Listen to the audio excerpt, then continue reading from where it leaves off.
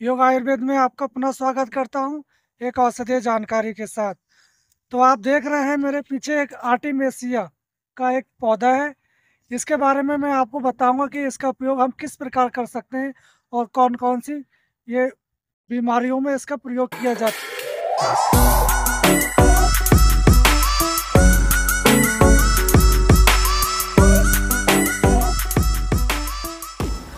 आप जो वनस्पति देख रहे हैं, इस वनस्पति का यूज सबसे ज़्यादा पाचन तंत्र पे किया जाता है। आपका खाना ठीक से पचता नहीं है या लीवर में किसी भी प्रकार की समस्या है, जैसे कि hepatitis B, hepatitis C, hepatitis E, या लीवर सिरोसिस है, जॉन्डिस है, पीलिया है, या लीवर के जो सेल्स है वो डेड हो गए हैं, तो ऐसे में इस वनस्पति का यूज सबसे ज़्यादा फायदेमंद होता है, क्योंकि ये लीवर की जो सेल्स है उसको रीजनरेट करने में मदद करता है। तो इस वनस्पति के बारे में जानते हैं। इस वनस्पति को अफशंतीन, लीलिन, दमर और इसका बॉटिकल नाम आर्टिमेसिया एविसिथियम है। आप अपने क्षेत्र में इसको किस नाम से जानते हैं, आप हमें कमेंट बॉक्स में जाके बता सकते हैं। तो इस वनस्पति को पहचानना बहुत ही आसान होता है, क्योंकि यह वनस्पति आपके घर के अगल बगल या खाली पड़े मैदानों में या जंगल के किनारे जो रास्ते हैं उनके किनारे ये आपको काफ़ी देखने को मिलती है। इसके पत्ते आप देख लें, ये साल के 12 मास हरे भरे रहते हैं और इस वनस्पति को पहचानना बहुत ही आसान होता है, क्योंकि इस वनस्पति में से एक अत्यंत तीव्र और उग्र अप्रिय गंध निकलती है जो हमें पसंद नहीं आती है। और इस औषधि की कुछ प्रजातियां हमारे भारतवर्ष में भी पाई जाती हैं, पर इस आयुर्वेद ग्रंथों में इस वनस्पति का उल्लेख नहीं पाया जाता। और विशेषकर इस औषधि का उपयोग उत्तरी अफ्रीका, सोवियन, ऑस्ट्रेलिया तथा भारतवर्ष के कुछ हिमालय पहाड़ों के ऊपर ये 10,000 से लेकर 12,000 फीट की ऊंचाई तक, जैसे कि कश्मीर, तिब्बत, कुमायूं, नेपाल इत्यादि प्रांतों में ये पैदा होती है। ये एक प्रकार का झाड़ीनुमा पौधा होता है। इसकी शाखाएं सीधी और सरल होती हैं, पत्ते रेशम की तरह मुलायम और रुएदार होते हैं, रंग में हरे होते हैं। इसके फूल पीले रहते हैं।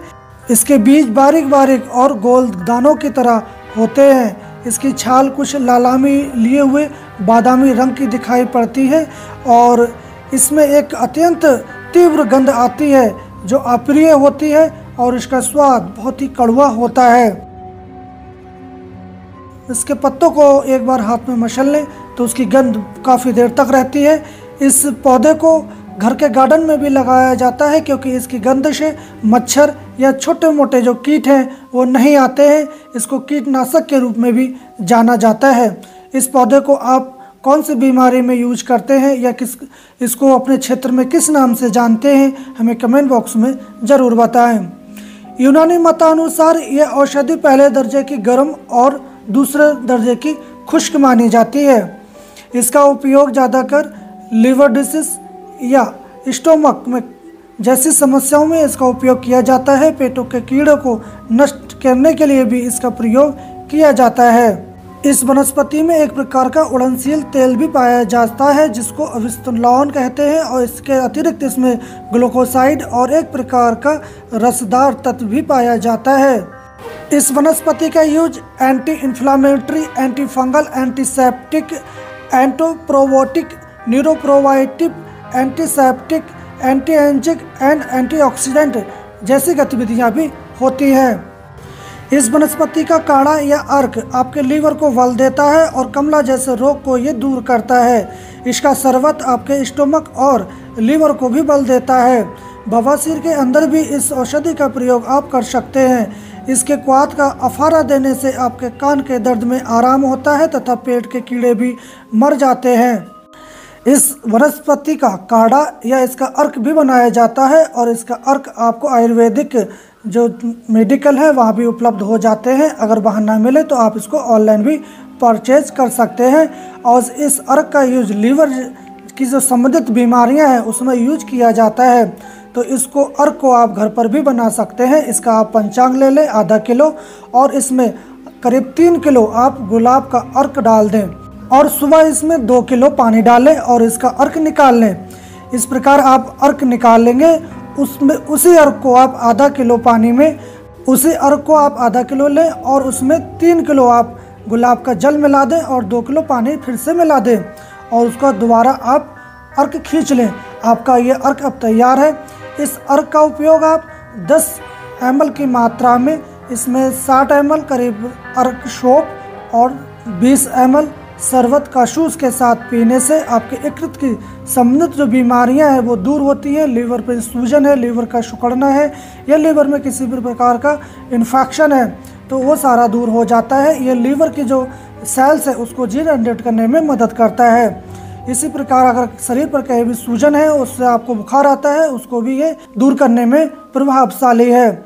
इसका काढ़ा भी बनाकर आप यूज में ला सकते हैं। उसका यूज करने से आपके पेट के कीड़े भी नष्ट हो जाते हैं।